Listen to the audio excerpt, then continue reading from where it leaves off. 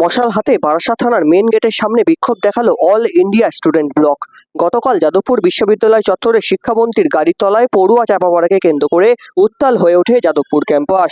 ছাত্রছাত্রীদের বিক্ষোভ গিয়ে পৌঁছায় যাদবপুর থানায়। আর তারই প্রতিবাদে আজ উত্তর চব্বিশ পরগনা জেলায় বারাসাত শহরে প্রতিবাদ মিছিল করে বারাসাত থানার সামনে এসে বারাসাত থানার মেন গেট আটকে মশাল হাতে বিক্ষোভ দেখায় অল ইন্ডিয়া স্টুডেন্ট ব্লক। আজ সন্ধে 6:30 নাগাদে সেই ছবি তুলে ধরলাম আমাদের ক্যামেরায়।